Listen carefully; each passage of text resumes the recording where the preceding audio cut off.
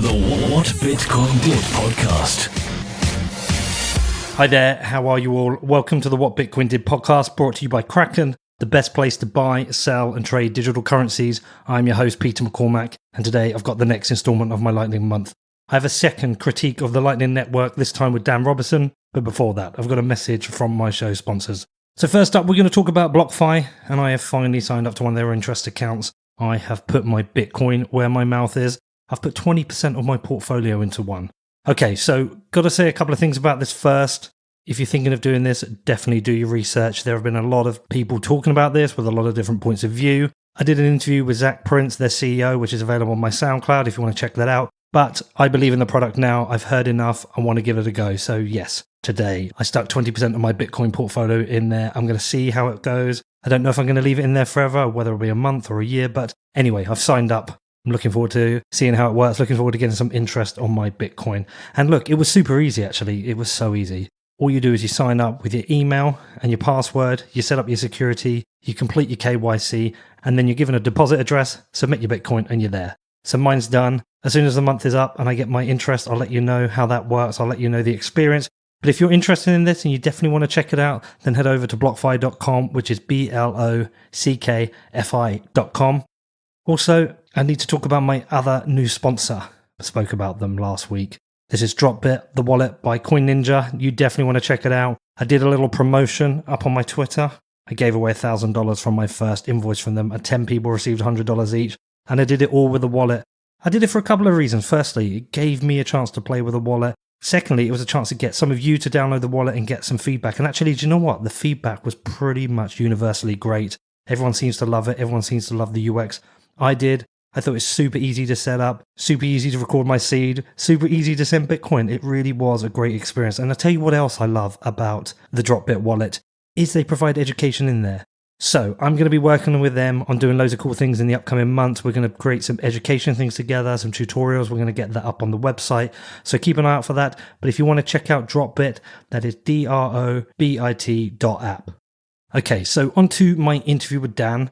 And following the hullabaloo of me wanting to interview Peter Risen, which I don't think actually turned out that bad, and some of the feedback has been really good, there were a bunch of people who got in touch and said, look, if you want to do a critique of Lightning, then Dan Robinson is a person you want to speak to. So I reached out to Dan, and when I was in New York, I caught up with him, and we talked about his thoughts on Lightning. I did watch a few of his presentations beforehand and read some of his articles, and he explained to me where he sees there's some potential problems with Lightning and his proposed solution, which is packetized payments. I also want to say a big thank you to Mike Dudas from The Block, who lent me an office to do this interview. And also, I just want to say, I'm not going to keep doing critiques. I just wanted to speak to a couple of people. I have actually got a super interesting interview that's going to be recorded this week with somebody you definitely would have heard of, who's going to run through some of those critiques with me and offer a counter perspective. So you'll want to keep an eye out for that. But as ever, if you've got any questions about this, you know you can reach out to me. And listen, if you enjoy the show and you want to support what I do, head over to whatbitcoindid.com, click on the support section. It will explain everything you can do there. And I also want to say a big thank you to my top tier patron, Rise Wallet, a new way into Bitcoin. No sign-ups, just scan the card and you are holding Bitcoin. Find out more at risewallet.com. Okay, so on to the interview. If you've got any questions, then feel free to reach out to me. My email address is hello@whatbitcoindid.com.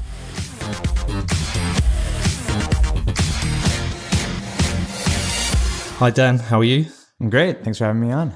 Thank you for coming on. So when I picked Peter Risen to interview, I got a lot of stick, but 2 or 3 people got in touch with me and said, you really need to speak to Dan. And then you ended up following me on Twitter.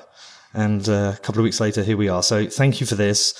I'm doing a whole series about Lightning, a whole month on Lightning, a whole bunch of interviews, but I do want to have kind of a balanced look. I do want to look at some of the criticisms as well as talk to people who are supporters of Lightning. So it's great to have you on. I've seen a couple of your presentations. Thank you for sending me those. I think it would just be helpful. Can you just give a background of who you are, what you know about the tech, and why you're useful for this conversation? Sure, yeah. So to be clear, I consider myself both of what you were saying, which is someone who has, I think, a lot of criticisms of Lightning and also a supporter of the technology and someone who's ultimately rooting for Lightning to succeed. My name is Dan Robinson. I'm a research partner at Paradigm, which is a crypto asset investment firm. I'm here, though, representing my views and not those of the fund. Previously, I worked at Chain and then later Interstellar when Chain was acquired. and before that, I was a securities lawyer in New York. I've been, for most of my tech career, I've been a blockchain protocol researcher, and I've worked on generally a lot of scalability solutions, a lot of smart contract and scripting, virtual machine and higher level languages, and some cryptography and confidentiality, just sort of the gamut of blockchain protocol research.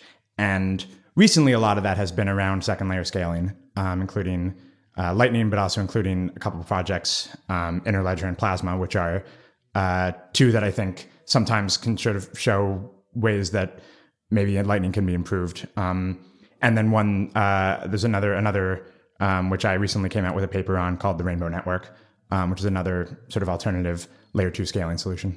Okay, and Plasma is what's being worked on for Ethereum, right? That's right. I think when you think of it as a general category, it's a different way of doing a slightly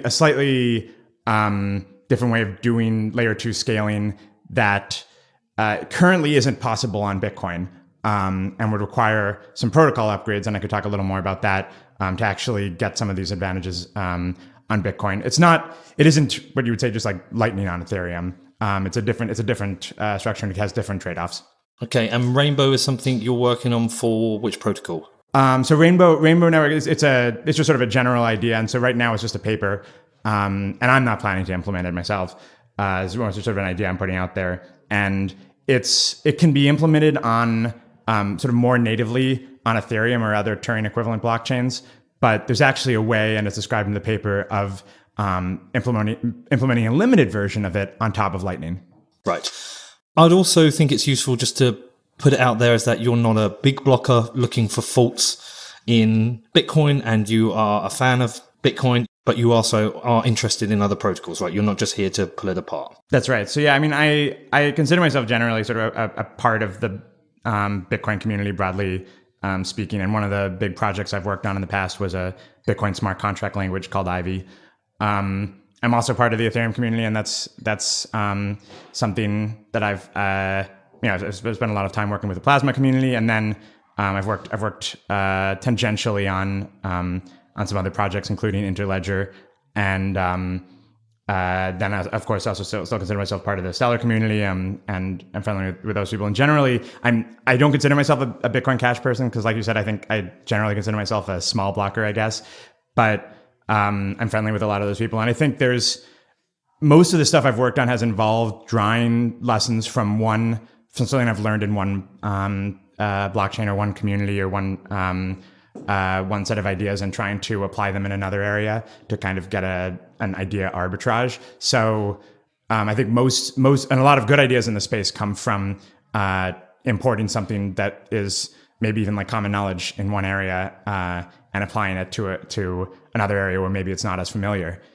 So you have friends in different coins and different protocols, and you're not out there fighting everyone. Are you some kind of freak? We'll see if I can maintain that once all the blockchain civil wars start happening. But look, I think right now, there's a lot more to be gained from learning from people on other protocols. And in fact, people are working often on the same problem. So I really do think there's a lot to be gained from knowing a lot of people and being friendly with people in a lot of different communities. Yeah, I heard it from one person that maximalists shouldn't be so scared of other protocols because Bitcoin actually benefits from ideas being tested out on other protocols. Yeah, I mean, that used to be the Bitcoin line, right? Was no other coin can succeed because Bitcoin would be able to import any ideas that they come up with and that they add. Bitcoin would be able to just add as a feature or as a side chain or something like that. You don't hear that as much anymore. In part, and I think it's a shame, because Bitcoiners don't seem as interested in changing the protocol, even again through soft forks, even through relatively safer mechanisms, even relatively conservative changes like some of the ones I might talk about. And I think so. I think they just don't think there's necessarily as much to learn, and partly out of I think this kind of hostility. So no, I definitely think that Bitcoiners and people from every community should be interested in learning from people working on similar problems and other ones. Right. Well, let's get into Lightning. What does Lightning actually mean to you as a technology? Yep. So the way I like to think about Lightning, and I feel like not everybody necessarily thinks of it this way, is it's a composition of two technologies. One of them is payment channels, and that's a way of doing off-chain ledgers. So these off-chain bilateral ledgers between two parties. And the other is a way of having atomic updates between those payment channels. And that's to allow someone who has, if I have a payment channel with Peter, and then Peter has a payment channel with Alice, I guess, I can pay Alice through Peter by making a payment to Peter and then having him make a payment to Alice. So the second part of this is having a way to do those updates atomically. And so if you separate these out, I think there's a lot of ways that the payment channel side can be made better. And there's especially a lot of ways that the atomicity mechanism, in my view, can be improved. Okay, so I'm still at the stage where I don't fully understand it all, because I never do. It's always technical, but I gradually get there piece by piece. So one of the things that I don't fully understand is, and you can help me understand this, if I want to make a Lightning payment to you, I have to have a channel open with you, right? You have to have a channel open with me or a path to me. Or a path to you. So as long as there is a connection somewhere in the network between me and you, could be through a bunch of people, that can happen, right? As long as there's sufficient capacity on those channels. Yes. Is there a limit to the number of hops one has to take? Or is there an instance where over a certain number of hops, there's a certain time delay? Yeah. So in theory, and I think in the code, I think Lightning, the protocol supports maybe 25 hops. It's sort of it may be 20 or maybe 25. It's sort of an absurd number, and nobody really thinks that any payment that has to take 20 hops would be a good idea. The more hops you have, the more fees you're paying, and the payment will take slightly longer. But the big problem is that you end up locking a lot of liquidity up along the network during the pendency of that payment. And if the payment completes normally, as payments typically do, then that isn't a big concern because it's only locked up for maybe less than a second. But if you're attacking the network, and this is one of my big criticisms of HTLCs, if you're attacking, which is HTLCs are the way that Lightning currently achieves this kind of atomicity that I was talking about between payment channel updates. If you attack the network by not completing that payment, then all of that liquidity along that entire path is locked up for, I think by default, it's 24 hours. Right, okay. So we'll get into that. Just a couple more questions first. So I understand with Bitcoin that there is a ledger, it's on all nodes, and there are tens of thousands, whatever, hundreds of thousands of copies around the world, and that's how we maintain decentralization. How does that work the same with Lightning? Is it just Lightning nodes and they're exactly the same and they all carry the same copy of the ledger? No. So the idea of Lightning is that each Lightning node should only have to have information about the history of the channels that it opens, and that means that they only learn about transactions that they either are an endpoint on or that they participate in the routing of. So you should, if Lightning works ideally, you should gain some privacy. Although again, I think there's a lot of misconceptions on both sides about how much privacy Lightning actually gives you in practice, and how much state has to actually be stored. Okay, so the way I'm starting to see Lightning really is just a balancing system. I think of it almost like a series of tubes, and each tubes have some water in, and as I pour water from one tube into the other, they just kind of balance each other out, like a money balancing system. I know it sounds weird. I think that's right. One thing that's important to understand about Lightning is that when we're talking about water, sort of a payment moving across the network, you shouldn't think of it as water being poured from one channel into the next and the next. It's more like a wave that transmits. Now, this is something interesting that I remember, I think, learning in high school physics, right? Is that when you see a wave in the ocean, maybe you think of it as like water from out there in the ocean is coming all the way to us. But what's actually happening is the water all stays in roughly the same horizontal location, and it just moves up. And what is actually moves up and down during the wave, but what's actually being transferred is just energy. No water particles are coming this whole way, right? So it's like if you pull on a rope, the rope only moves a little, but this kind of wave moves all the way along it. A Lightning payment is much more like a wave than it is like a particle being moved. So when you have a these channel updates happening in sequence, it's kind of like you have each channel is a pool with some fixed amount of water in it, and the water is all on one side or the other of it. And then when the payment happens, in each of the pools that this travels across, the water moves from one side to the other. But water can't move from one pool to another, at least not with a Lightning Network payment. That would have to happen on chain. Okay, and on the Bitcoin base layer, we have UTXOs. What do we have in Lightning that's equivalent? Yeah, so you could think of HTLCs as being they literally are UTXOs, in the sense that if you close a Lightning channel while there's an HTLC pending, it gets its own UTXO. So an HTLC is the hash time lock contract. It's, like I said, the mechanism that's used to enforce atomicity across different channels in Lightning. But I think it's not really, I wouldn't necessarily say it's the primitive, at least as far as when you think about payment channel networks.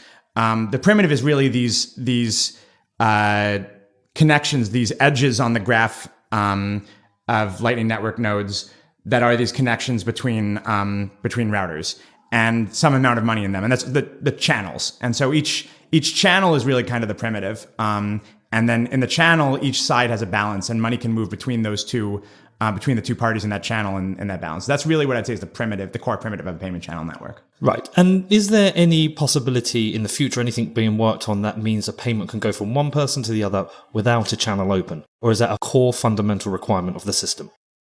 So there are ways to do right now on Lightning, to do payments to or from parties that don't currently have a channel open with anyone. And those, I think it's sometimes called submarine swaps. That's basically where one of the parties does enters into the same contract, but they do it on chain. And that's though I think it's sort of a core idea here. You could, the Lightning if you think of it just abstractly, this is just a payment network, and you can have these connections between two nodes be that they have a payment channel with each other. But if you wanted to think a little more abstractly, you can say it's just this: I have a way to enter to pay you and a way to enter into HTLCs with you, and that could be on the Bitcoin main chain. So that's So to sort of answer your question, I think you can do it as long as there's a way to make a payment to somebody and to have it be in an HTLC. Okay, fantastic. Okay, so this is really interesting. Gives me a better picture. So you've been playing with Lightning. Yep. What's your kind of overall experience so far, good and bad? Yeah, so I think there's a lot of good. I think it's some fantastic teams working on it, and a lot of people building products on top of it. There are some technical design decisions in it that I think are mistakes, and that I think it can be fixed and can be fixed potentially in future versions of Lightning. And sometimes you can actually just work around them with Lightning as it currently exists. But I sort of have been considering it my job to try to escalate a little. So one of those problems. I mentioned that there's the atomicity layer of Lightning and there's the payment channel layer of Lightning. And the one that I think that I focus on and that I sort of I think my biggest critique is about the atomicity layer, and that's about how they use HTLCs. So HTLCs are a way of doing this two-phase commit type protocol for updates of ledgers. And this is a protocol invented by Tier Nolan, I think many years ago. And it was originally designed for doing cross-ledger atomic updates. So like a Bitcoin, Litecoin atomic swap. When Joseph and Taj came out with the Lightning Network paper, they adapted this. The brilliant idea there is to move this HTLC primitive and put it within, so that it's not enforcing atomic updates of main chain ledgers. It's enforcing atomic updates of payment channels. The thing is, when you're in a payment channel, there's actually much better ways to do the kind of fair exchange, the atomic exchange across multiple payment channels. There's better ways to do it than having this ledger enforced HTLC. And I'm not sure I have enough time to sort of go into the full details of it. I'd recommend definitely anyone who's interested in learning more about it, check out my my talk at the Stanford Blockchain Conference in January called HTLCs Considered Harmful, where I go into how HTLCs work and what I think the problems with them are. But the high level on the problems that they cause is one, this griefing attack that I mentioned before, where a party can refuse to complete an HTLC that is currently locking up liquidity across a multi-hop payment, and therefore cause all this liquidity to be locked up for, say, 24 hours without even paying a fee. And this is something that someone would do intentionally if they wanted to attack the Lightning Network and reduce the available liquidity there. Another problem is that HTLCs inherently provide this free option to the end recipient to complete or cancel the payment, and they need some amount of time to do that for this construction to be secure. And if it's a multi-asset payment, you end up getting what's called a free option, like a financial free option, whether to complete a payment, that you can choose whether to complete it based on the price changes of the assets that are being traded. And the final complaint, and this is maybe one that's, I think, gets more to your question, which is about my personal experience working with it. I was working on implementing a Lightning-like payment channel network for Stellar when I was at Interstellar, and that's called Starlight, and you can check out a demo of that online.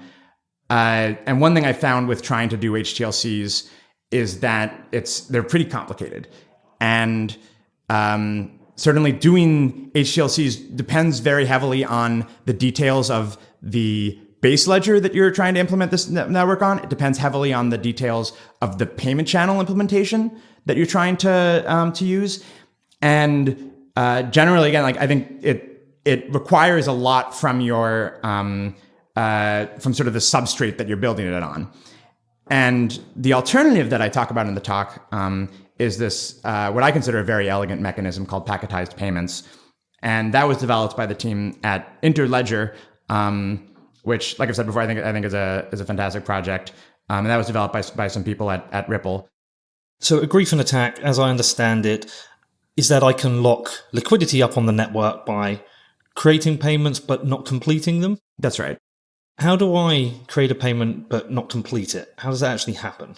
So you would probably have to write custom software to actually do this attack, because, or maybe strategically bring your Lightning node offline within a couple of seconds, because this is obviously not something that the Lightning Network protocol software is designed to do, but it's definitely something that's possible within the protocol, and that's just you basically do the first half of receiving a Lightning payment, and maybe just you're sending this payment to yourself and routing it across a bunch of different hops, but you don't do the second half. Has it been seen done?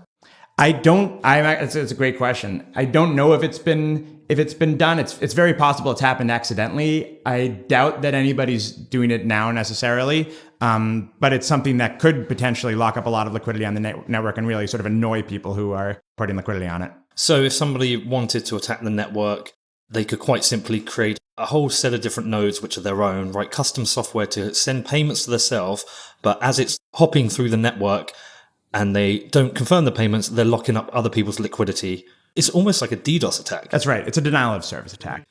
So that's an obvious risk. Is there anyone who's talked about it with you? Is anyone talking about potential solutions to it? Because that sounds like something that isn't too hard to actually go and do. I didn't come up with this attack. This was something, and I'm not sure if he came up with it, but I heard about it from Evan Schwartz at Ripple. And I think it's something that a lot of people who work on Lightning consider, they're aware of it, and they've been aware of it for a while. I think they consider it not necessarily a big threat, in part because it requires, it's just a griefing attack. It's just a denial of service attack. It isn't something where you can necessarily use it to steal money.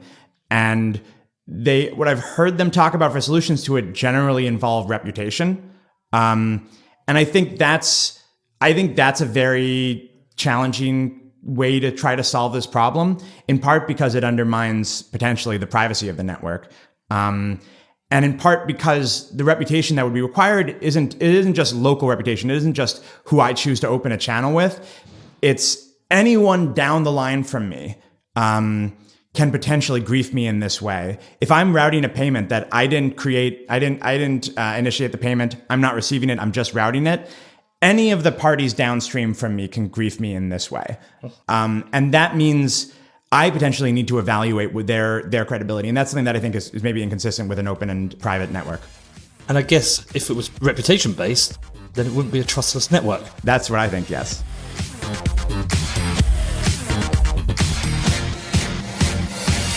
Next up, I talked to Dan Moore about his criticisms of the Lightning Network and his proposed solution, which is packetized payments. But before that, I've got a message from my show sponsors. So we're going to talk now about my lead sponsor, Kraken, the single best exchange for buying and selling Bitcoin in the world. They've got over 4 million clients. Over $150 billion of assets have been traded since 2011. They got 20 assets with up to 5x leverage, and they also offer 24/7 live chat support. They've been around for ages. They're doing everything right. They're focusing on security. They're also looking at new things to do with UX. Definitely building the single best exchange in the world. I'm a huge fan. I do, though, love their focus on security. And it's the only place where I will buy and sell a Bitcoin. Actually, I did it today. I did it again today. I had to sell off some Bitcoin, which I received as a payment for some advertising. And it was so super easy. Always is. I'm also going to be speaking to their UX team, finding out some of the cool things that are going to be coming up, which I can't wait to tell you about. And also, I'm going to be working with them on some special content about security. So join me in supporting Kraken, the best crypto exchange in the world. Head over to kraken.com, which is kraken.com. Also, my other lead sponsor, BlockFi. As I said in the intro, I have tested out their interest accounts and it was super easy. But listen, I know people have got concerns about this. This is why I'm doing it myself. This is why I put some of my own Bitcoin on the line. This is why I spent the time with Zach trying to understand the business and field the questions that people have about this product. If you haven't checked out that interview, it's on my SoundCloud, which is soundcloud.com/what-bitcoin-did. Zach answers all the questions that you had about the products. But I'm set up, I've tested it out, I've deposited 20% of my Bitcoin on there. I'm going to give it a go. I'm going to watch it for a couple of months, see how it works. I will definitely be feeding back to you on my experience. If you want to check it out yourself, definitely do your own research and head over to BlockFi's website, which is blockfi.com, which is blockfi.com. And one more announcement. I'm going to be heading over to Consensus in New York in May. I'm going to be recording a live episode on stage. Hopefully it's going to be a debate with a couple of amazing people. 2 people have been on the show before. I'm hoping to confirm that soon because this is going to be super cool. Are you heading out there? Are you going to Consensus? Are you going to be in New York that week? If you are and you want to hang out, let me know. I've been speaking to the team over at Consensus and I've got a special offer if you want to get a ticket. They're on sale now at consensus2019.com. That's consensus with a U, consensus.com. And if you use the promo code BitcoinDid300, you can get $300 off a ticket. I've looked through the speaker list. There are definitely some people I really want to check out myself. There's probably going to be a whole range of people that might interest you. You should definitely check that out. But yes, if you want to head over to Consensus, you want to get a ticket, I've got a discount for you for $300 off. That's at consensus2019.com and the offer code is BitcoinDid300.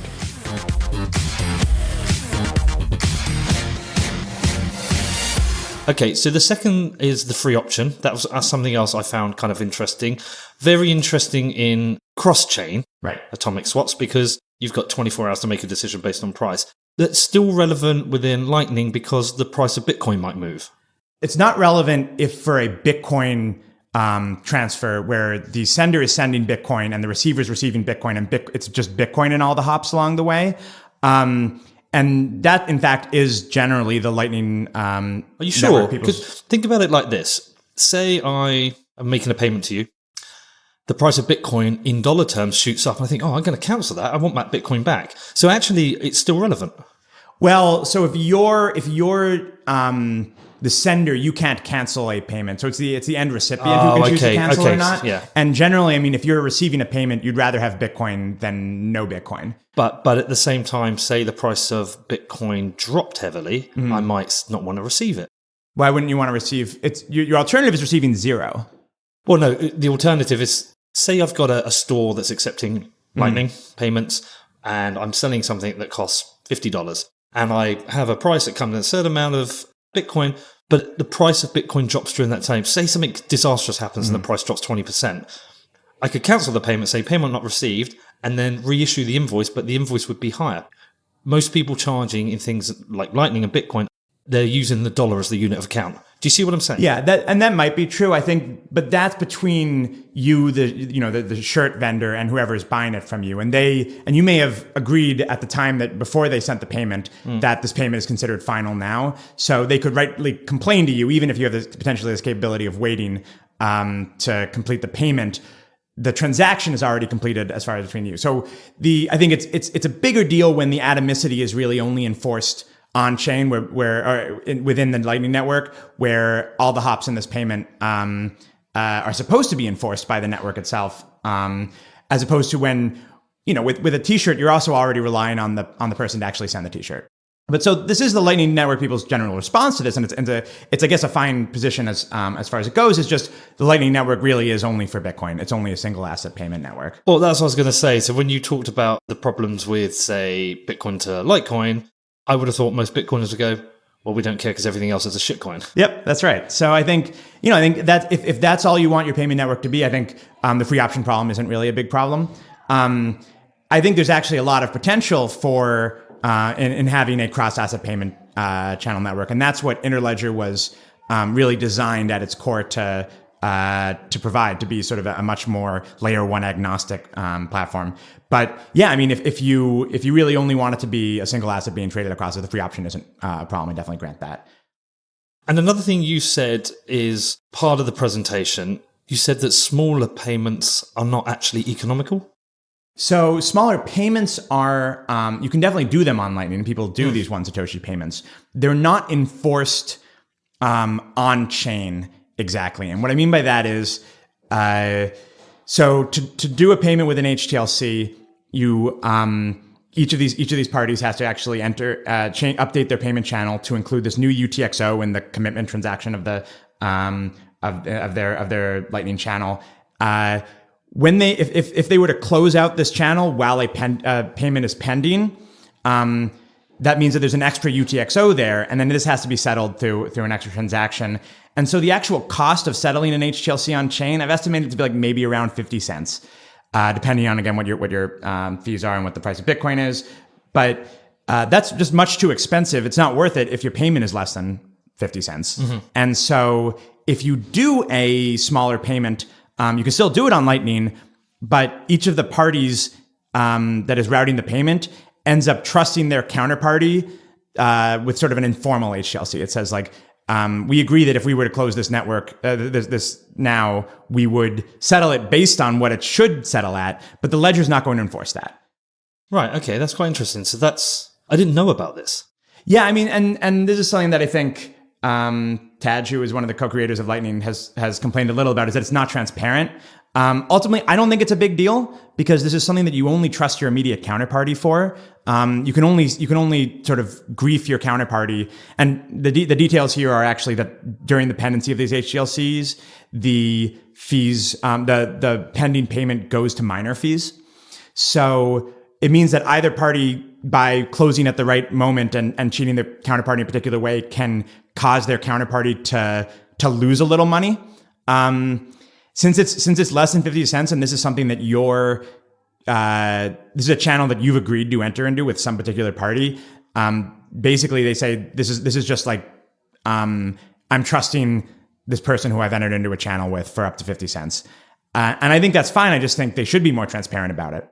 The first time I heard about it was with your presentation. So you said, you said your presentation was that HTLCs are harmful. I mean, that's quite a spiky statement. Yeah, perhaps. I mean, there's a famous article called "Go-To Statement Considered Harmful" from a few decades ago, and so it's a format for making provocative statements of this sort. And what it really means is that this, as a design pattern, I think people should be considering alternatives to it. Okay, but that would be quite a big change for Lightning to not be using HTLCs. It might be. So the thing is, so what Lightning currently does for these we call them sub dust limit payments, these really small payments that aren't economical to settle with an HTLC on chain. That's what I actually want them to do for every payment. And the way that you would send a payment that's without increasing the trust requirements for these nodes. And this is this packetized payment method that was developed by Interledger. The idea is we do that method that basically the same method as Lightning does with sub HTLC dust limit payments. But if you want to send a larger payment, you just send, you do that over and over again until you've sent the full payment. So you can, if you send, say, 50 cents at a time, then nobody has to trust their channel counterparty for more than 50 cents at any particular time, but you can eventually make as large a payment as you want. And these payments are relative when they complete are relatively fast. Okay. So that's the core idea of the interledger method for atomicity, which is called packetized payments.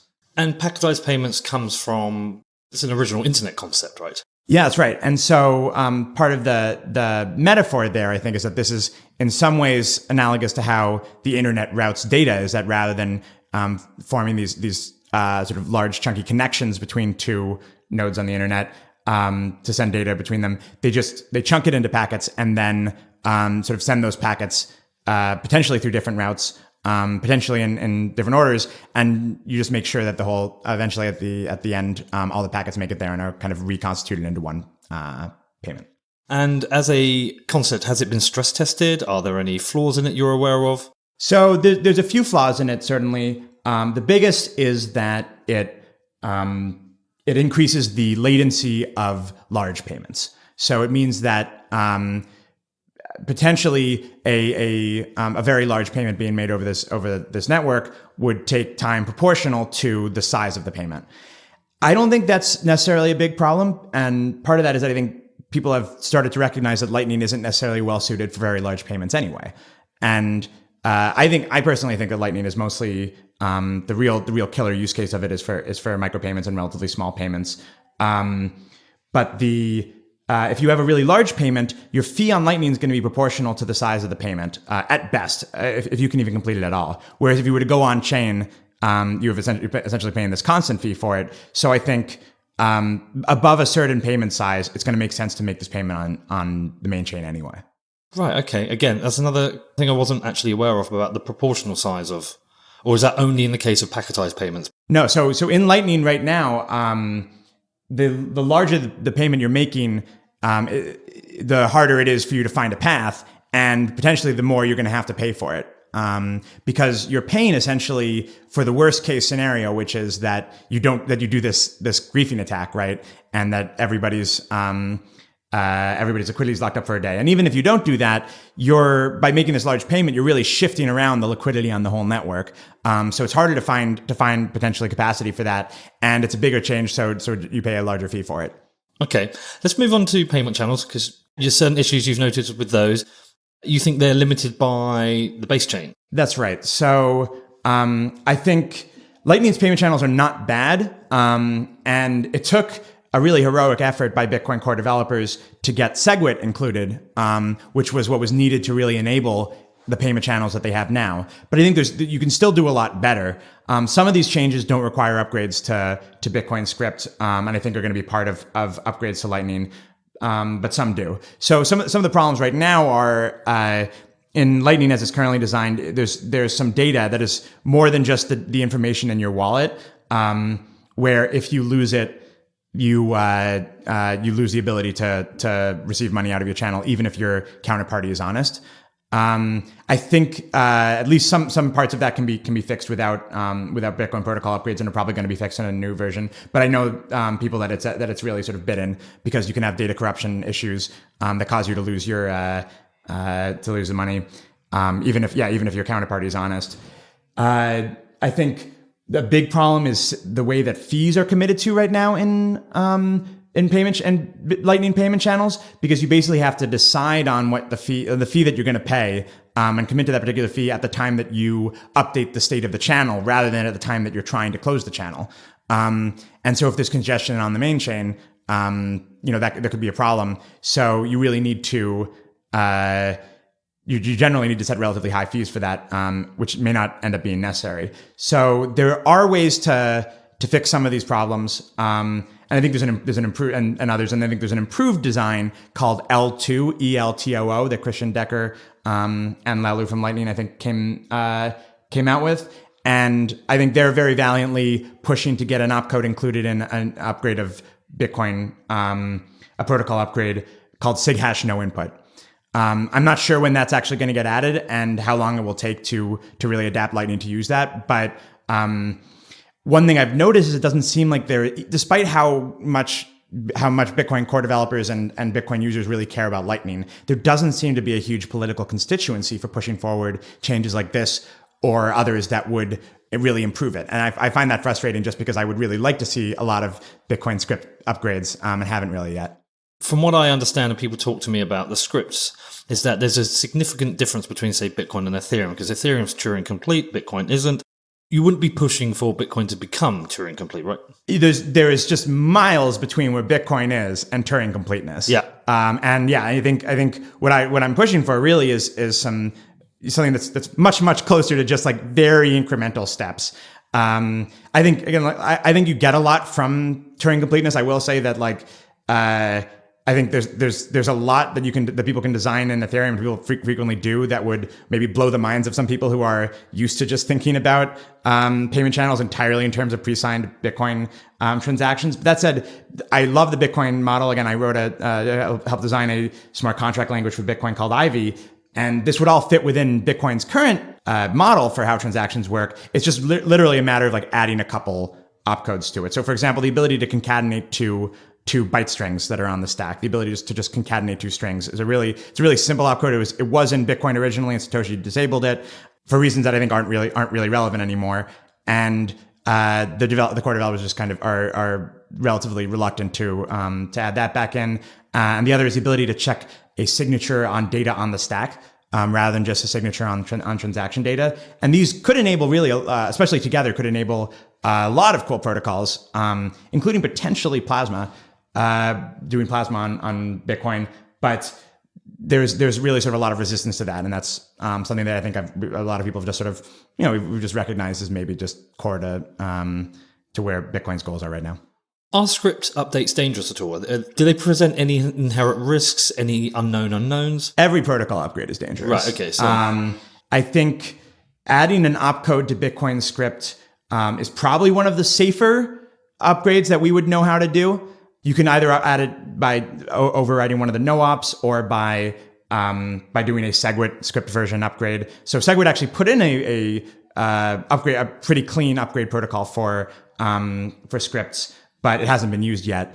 Either way, I think these could be done either way. I think people are often what annoys me is that people are very concerned about what could be done with these upgrades, and that they don't like the applications that they could be used for. So there's another technology called covenants, which is the ability for a script to essentially read the outputs of the transaction that it is being verified in. That provides a lot of really cool features and actually could enable some upgrades to how Bitcoin does payment channels. But people are concerned about it for reasons that maybe I find kind of perplexing. Okay, so there's a couple of last points that you discussed. Capital inefficiency. So in some ways inherent to payment channel networks, you talked about this. Right. So capital inefficiency. Yeah. Any network that's just a payment channel network is going to have this problem of a lot of capital needs to be locked up for there to be sufficient liquidity on this network, more than the amount of the amount of payments that can be done on it.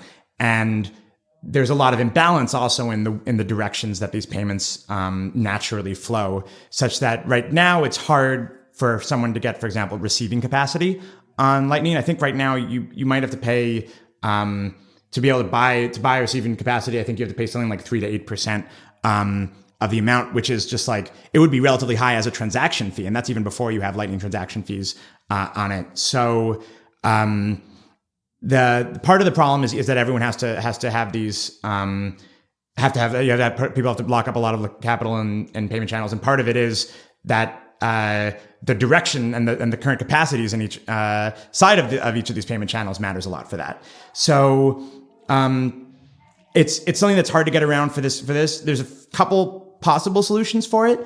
One is that I think Plasma actually provides a way to improve this. So Plasma is a technology that, again, right now is currently being only developed on Ethereum because it requires much more scripting than Bitcoin has.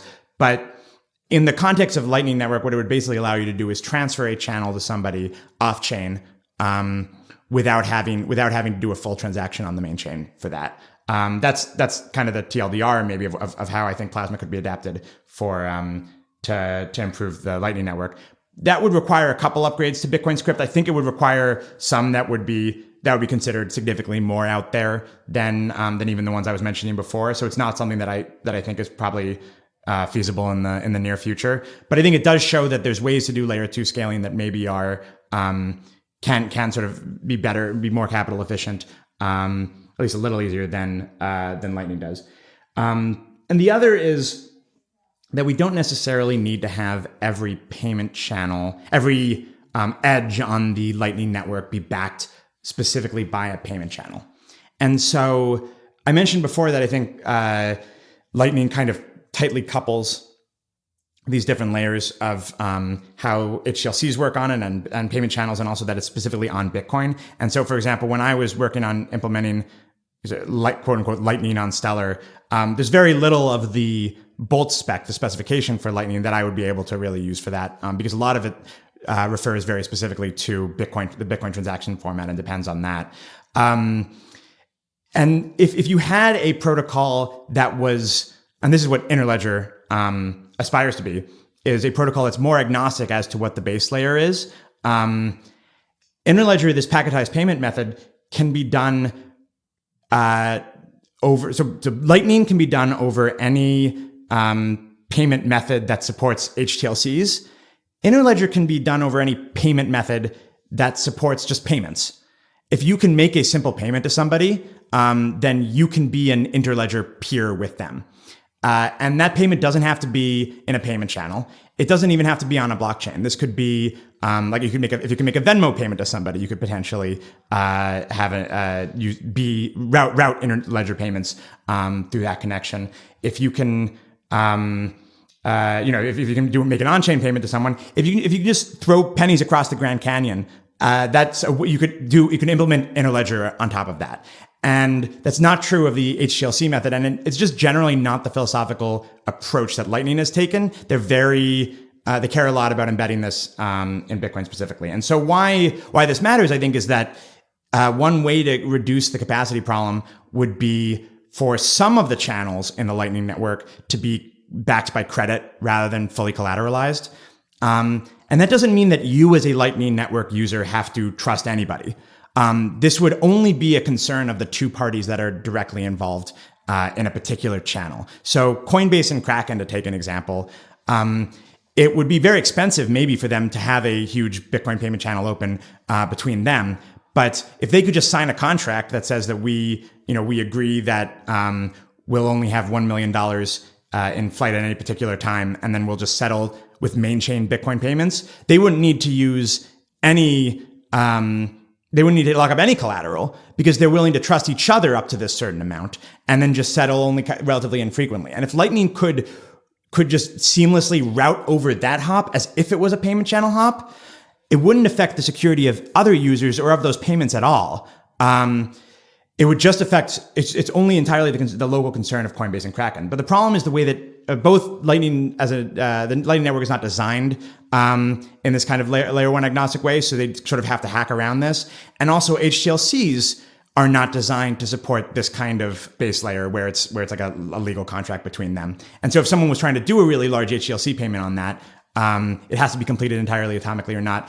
It's, the contractual agreement between Coinbase and Kraken just isn't necessarily a great substrate for that. It isn't programmable in the same way. So that's why I think having one that's more flexible, that allows if I can make payments to you, or if we can just like update a balance between the two of us, we can do interledger payments on it. I think that maybe provides one way out of some of the capital problems that Lightning has. What I would take from this, my summary from all the points you've made, is that there's nothing disastrous here. They're more just things that you think can be improved. You're not coming here saying like Lightning's a disaster. It's just these are design improvements that you think will significantly improve the performance of Lightning. Yeah, absolutely right. And my number one preference definitely would be for Lightning to adopt some of these changes and then succeed wildly. Okay, how much have you discussed this with people? How much pushback has there been received? Has anyone criticized your recommendation? Has there been some kind of warm acceptance? I think I'm friendly generally with a lot of Lightning people, and I think I think we mostly disagree about the size of the problems. Once we sort of like gotten down to the details, and they've actually informed me about ways that I was mistaken about some of the criticisms I was previously making about them.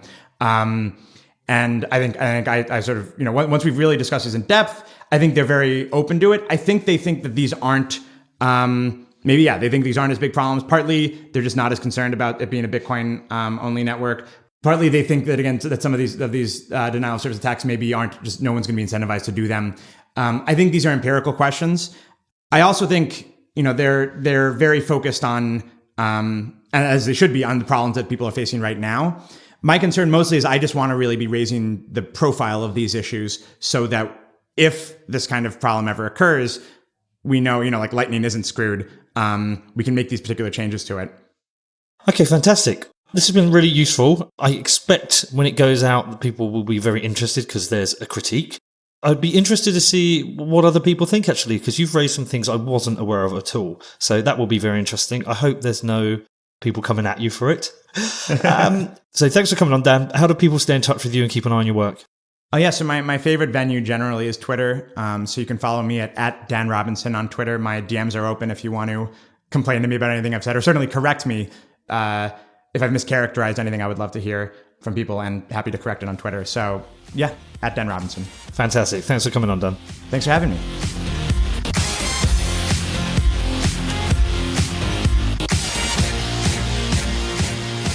Okay, so how was that? What do you make of that? Did you enjoy that interview with Dan? What did you make of his criticisms? Do you think they were fair? Have you listened to that and the Peter Risen interview? How do you compare the two? I'd love to hear from you.